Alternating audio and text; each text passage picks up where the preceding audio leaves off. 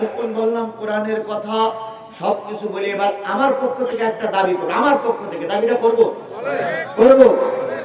আগামী বছর মাহফিল হবে। আমি এক ভাইয়ের সঙ্গে কথা বলেছি, ভাই নাম বলতে নিষেধ করেছেন। উনি বলেছেন যে হুজুর 20,000 টাকার একটা ওয়াদা করেছিলেন, আমি বলেছি আপনার 50,000 টাকা দিতে হবে। উনি খানিকটা সম্মতি দিয়েছে। আমি ওই ভাইটার জন্য দোয়া করব, আল্লাহ যেন ওনার পরিবারে করে রহমত নাজিল করে।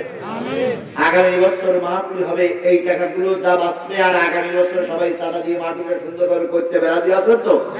এটা আপনাদের কাছে দাবি। আর আমার ব্যক্তিগত দাবি হলো, বলেন তো কোরআনের রাজ প্রতিষ্ঠা করতে গেলে বাংলাদেশের জাতীয় সংসদে কয়টা আসনের প্রয়োজন? এই কথাটা বাঘের বাচ্চার মতন বলেন, সবাই জানা থাকা লাগবে।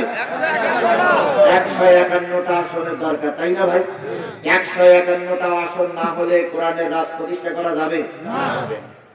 গোটা বাংলাদেশে আমি যা আলোচনা করতেছি, বড় বড় সিনিয়র নেতাদের সঙ্গে আমার যা ওঠা বসা, সব সিনিয়র নেতাদের সঙ্গে তাদের সঙ্গে পরামর্শ করে বুঝেছি, গোটা বাংলাদেশের থেকে আমরা হাজারো চেষ্টা করে পায়ে ধরিয়ে ভিক্ষা করে লাঠি খেয়ে মাইর খেয়ে কি বলে নিজের টাকা তাদের দিয়ে তাদের টাকা আমি নিয়ে হাত ধরিয়ে পায়ে ধরে গোটা বাংলাদেশের থেকে 150টা আসন কোরআনের জন্য আমি বা আমরা উপহার দেব।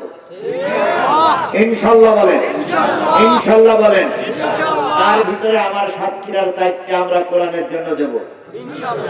গতকাল আফজাল পাস করেছে, ওই রকম আফজালের মতন হাজারো বক্তা রিস্ক নিয়ে ময়দানে কথা বলছে। সাতক্ষীরায় বক্তা বেশি, সব বক্তারা একজোট হয়েছে, আমরা যে কায়দায় হোক সাতক্ষীরার 4টা আমরা কোরআনের জন্য উপহার দেব। সেই সাথে বাংলাদেশের আরো 146টা যেভাবে হোক উপহার দেব। তাহলে হলো কত? 150। আমাদের 4টা গোটা বাংলাদেশের থেকে 146, তাহলে হলো কত? 150। কোরআনের রাজ প্রতিষ্ঠা হয়েছে না হয়নি? কয়টা লাগবে? জোরে বলেন, আরো জোরে। তাহলে আমাদের দায়িত্ব ছেড়ে দেন, নেতাদের দায়িত্ব ছেড়ে দেন, আমরা 150টা দেব। যদি না দিতে পারি আপনারা আমার কাছে কৈফিয়ত দেবেন, আমাদের কাছে কৈফিয়ত দেবেন ইনশাআল্লাহ। যদি সব ঠিক থেকে আমরা দেওয়ার জন্য চেষ্টা করছি। এখন 150টা আমরা দিলাম, আপনাদের এই বিশাল জনতার কাছে একটা আসনের দাবি আমরা দেব ইনশাআল্লাহ। একটা আসন আপনারা কি কোরআনের জন্য দিতে পারবেন ভাই? একটা আসন আপনার এই আসনটা কি কোরআনের জন্য দিতে পারবেন? অন্য জায়গা থেকে যদি কোরআন পাস না করে আপনাকে কৈফিয়ত দেওয়া লাগবে না, কোন কৈফিয়তের সম্মুখীন আপনার হওয়া লাগবে না। কিন্তু এই আসনে যদি কোরআন পাস না করে, কিয়ামতের দিন আল্লাহ রাসূলের সামনে দাঁড়িয়ে দাঁড়িয়ে আপনাকে কৈফিয়ত দেওয়া লাগবে।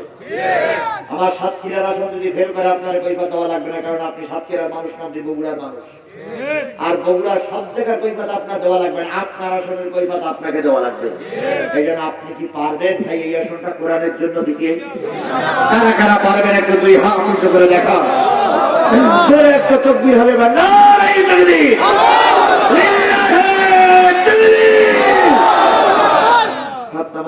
আমি আল্লাহর কাছে ক্ষুদ্র মানুষ হয়ে আপনাদেরকে আল্লাহ পর্যন্ত পৌঁছাই দিলাম, বাকিটা কার দায়িত্ব?